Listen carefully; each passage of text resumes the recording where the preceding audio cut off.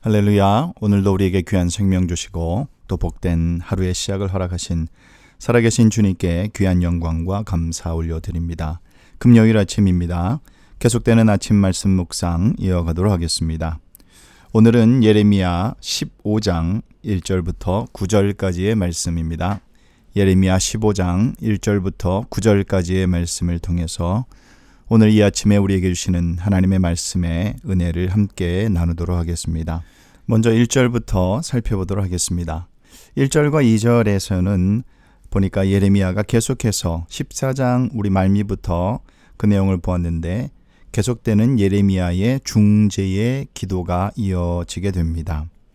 그런데 이 중재의 기도는 상황이 전혀 바뀌지 않을 것을 알면서도 하는 그러한 기도입니다.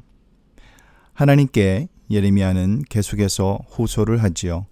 유다 민족의 죄를 고백을 하고 그리고 하나님의 그 신실하신 그 성품에 대해서 계속해서 고백을 하면서 하나님의 마음을 돌이키기 위해 그는 그의 맡은 역할을 다하고 있습니다. 그런데 중요한 것은 하나님께서 이렇게 말씀하십니다. 이제는 이 백성이 정신을 차려야 한다. 네가 말하는 거, 네가 기도하는 거 내가 다 알고 있지만 그러나 이제는 회초리를 맞아야 한다라는 그러한 말씀을 하고 있는 듯 그렇게 보입니다. 그러한 정황에서 하나님께서는 이렇게 말씀하십니다. 지금 당장 내 앞에 모세나 사무엘이 기도를 한다 할지라도 이 백성을 향한 나의 마음을 돌이킬 수 없다라고 굉장히 단호하게 그렇게 말씀하십니다. 이 모세와 사무엘에 대해서 우리가 잠깐 살펴보면 모세는 하나님께 중재의 기도를 드리고 응답을 받은 사람 중에 한 사람입니다. 모세는 2번이나 걸쳐서 그렇게 중재의 기도에 대한 응답을 출애굽기 32장 7절 이하의 말씀을 보면 나타나고요. 또 한 가지는 민수기 14장 11절 이하에 보면은 나타납니다. 사무엘도 마찬가지입니다. 사무엘도 사무엘상 7장 1절 이하에 보면은 그렇게 중재의 기도를 드린 후에 응답을 받은 것을 우리가 알 수 있습니다. 그런데 하나님께서 이제는 이 둘의 이해를 들어가시면서 그들이 즉 사무엘이나 또는 모세가 이 백성을 위해서 중재의 기도를 한다 해도 소용이 없다라고 단호하게 말씀하십니다. 그래서 예레미야는 이제 증거해야 할 일이 단 한 가지의 메시지입니다. 이 백성이 이제 어떻게 될 것인가라는 그러한 물음을 묻는다면 예레미야는 이렇게 선포해야 합니다. 죽음과 칼과 기근과 포로의 이 4가지의 심판이 분명히 임할 것이고 그리고 각자에게 정해진 멸망의 길을 따라가라라는 그 말을 대신 증언을 해야 하는 것입니다. 참 가슴 아픈 일입니다. 그렇지만 하나님의 마음은 이미 정해진 그러한 마음이고 유다 백성이 아무리 그 심판을 피하려고 해본들 이제는 피할 수 없는 심판이 되고 만다라는 다소 충격적인 그러한 확고한 하나님의 마음을 1절과 2절을 통해서 우리가 알 수 있습니다. 다시 한번 여기에서 우리가 분명히 짚고 넘어가야 할 부분은 무엇이냐 하면은 그렇다면 하나님께서 이 백성들을 완전히 멸망시키려는 것이 목적인가 하는 것입니다. 그것은 아니죠.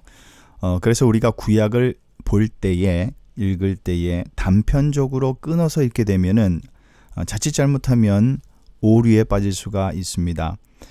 전체적인 맥락으로 이어서 볼 수 있는 그런 눈이 우리에게 필요하죠.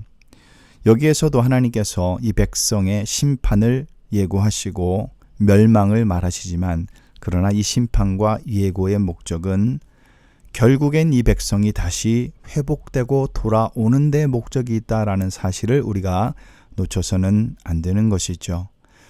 그래서 하나님께서 이렇게 단호하게 말씀하시는 것은 예레미야야 네가 기도하는 거 내가 다 이해한다. 무슨 말인지 알겠지만 전에 내가 1번, 2번 이렇게 넘어갔는데 이제는 안 된다.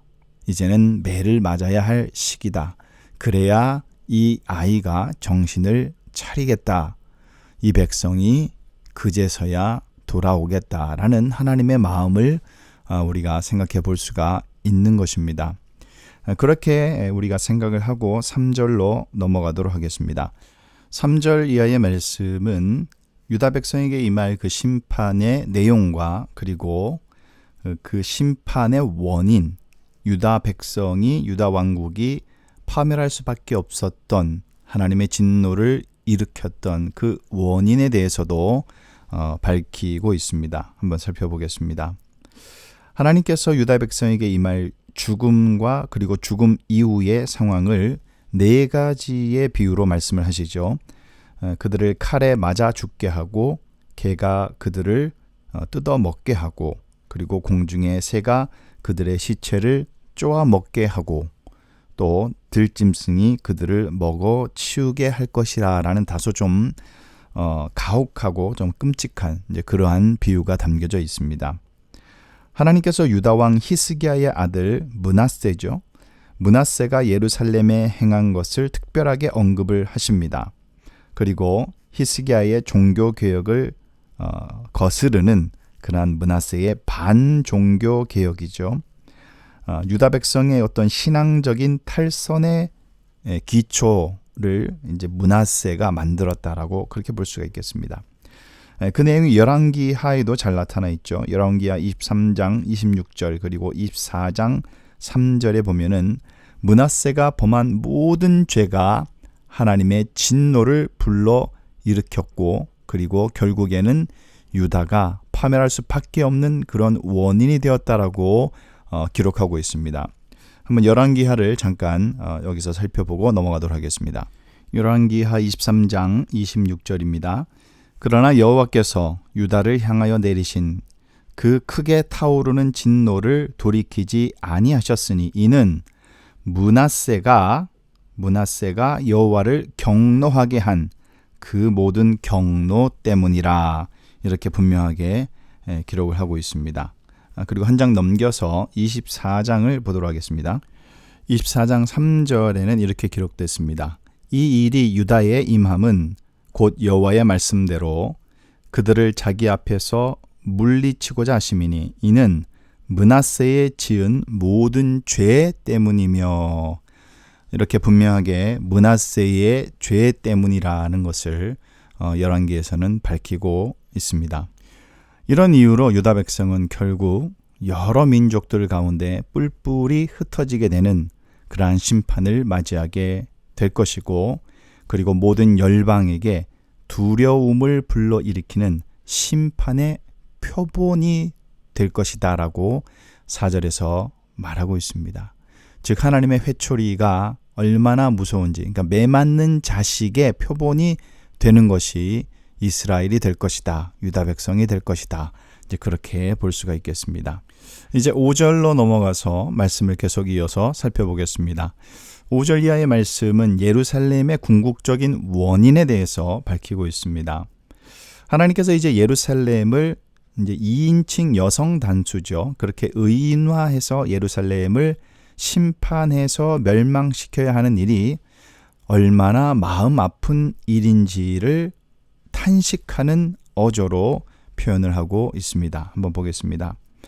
예루살렘을 향한 하나님의 탄식이 나오는데 여기에서 우리가 몇 가지의 질문들이 연달아서 이어지는 것을 볼 수가 있죠. 이 질문들을 한번 살펴보도록 하겠습니다. 5절 말씀입니다. 예루살렘아 너를 불쌍히 여길 자 누구며 너를 위해 울 자가 누구며 돌이켜 네 평안을 물을 자가 누구냐. 6절에 여호와께서 이르시되 네가 나를 버렸고 내게서 물러갔으므로 내게로 내 손을 펴서 너를 멸하였노니 이는 내가 뜻을 돌이키기에 지쳤음이로다. 이렇게 말씀하고 있습니다. 여기에서 말씀하는 중요한 사실은 먼저는 파멸에 직면한 이 예루살렘을 그 누구도 불쌍히 여기지 않을 것이다 라는 것과 그리고 또 너희들 예루살렘을 생각해서 위로의 눈물을 흘릴 자도 없을 것이고 그리고 예루살렘에 평안을 물을 자도 없다라고 그렇게 말씀하십니다. 그렇다면 이러한 걱정해 주지도 않고 아무도 불쌍히 여겨주지도 않고 이렇게 비참한 지경에 이르게 된 그 원인은 무엇인가? 하나님께서 그 이유를 이제 말씀하시죠. 예루살렘이 대표하고 있는 유다 백성의 죄악에서 찾으시죠. 하나님께서 당신의 손을 펴서 예루살렘을 멸하고자 하시는 것은 그들이 먼저 하나님을 버렸기 때문이지 하나님은 절대로 먼저 백성을 버리시는 분이 아닙니다.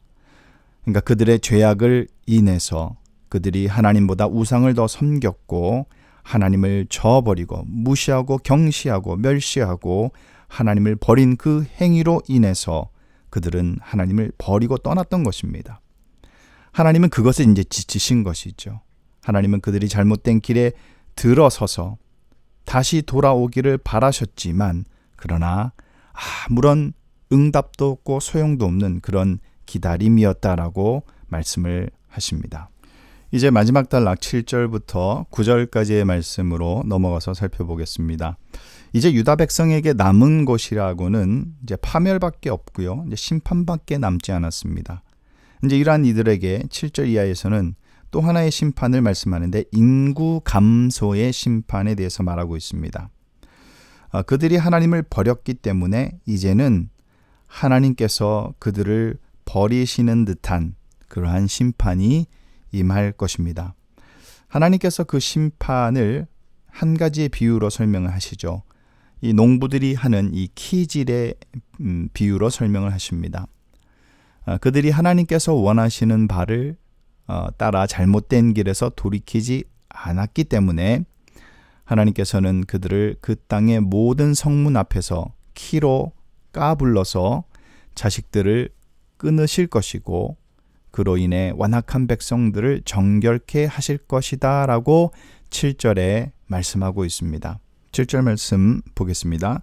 내가 그들을 그 땅의 여러 성문에서 키로 까불러 그 자식을 끊어서 내 백성을 멸하였나니 이는 그들이 자기들의 길에서 돌이키지 아니하였음이라 그렇게 말하고 있습니다. 그들이 돌이키지 않았기 때문에 결국엔 하나님께서 이러한 마치 농부들이 키질을 통해서 곡물에 섞여 있는 이제 그 겨를 제거하는 이제 그러한 작업을 하실 것이다라고 말씀합니다. 이것이 그들에게 임한 또 다른 모습의 심판입니다. 그런데 이것을 관점을 조금 달리해서 보면은 유다의 미래 세대인 자식을 끊으신다라는 것이 결국엔 현저한 인구 감소를 뜻하는 것이죠. 이것은 하나님께서 아브라함을 비롯한 족장들에게 주신 자손의 약속과는 너무나 대조적인 반대되는 그러한 메시지입니다. 왜냐하면 창세기의 족장 시대에서는 하나님께서 족장들에게 뭐라고 말씀하셨습니까? 하늘의 별과 같이 땅의 티끌같이 그리고 바다의 모래같이 많은 자손을 주시겠다 분명히 약속을 하셨지요. 이스라엘 역사 초기에 주셨던 이러한 자손의 약속이 유다 백성의 불순종으로 인해서 마치 초래된 것처럼 이제 그렇게 보여집니다. 굉장히 엄격한 그러한 하나님의 심판을 맞이하게 된다라는 것입니다. 하나님의 심판으로 인해서 유다 안의 과부들이 바다 모래보다 더 많아질 것이라는 예레미야의 예언 메시지도 이러한 맥락에서 우리가 이해해 볼 수가 있겠습니다. 하나님께서 한참 밝을 때인 대낮에 유다를 파멸시킬 자들 그리고 곧 바벨론 군대를 데려다가 모든 성인 남자들 그리고 그들의 어머니들을 공격한다. 그리고 놀람과 두려움이 갑자기 그들에게 닥칠 것이다 8절에 말씀하고 있습니다. 7명의 아들을 낳은 여인들은 전쟁에서 아들들이 죽는 그러한 비극을 겪고 그 충격을 이기지 못한 나머지 정신을 잃고 쓰러지게 될 것이고 아직 대낮인데도 마치 해가 떨어진 것처럼 되어서 그 여인들이 대낮조차 칠흑 같은 밤으로 느끼게 될 것이다 라고 말씀합니다. 그로 인해서 그 여인들은 큰 수치와 근심을 당하게 될 것이다 라고 9절에 말씀하고 있죠. 그렇다면 자식들이 끊어지는 그 심판을 피해서 살아남은 자들은 어떻게 될 것인가?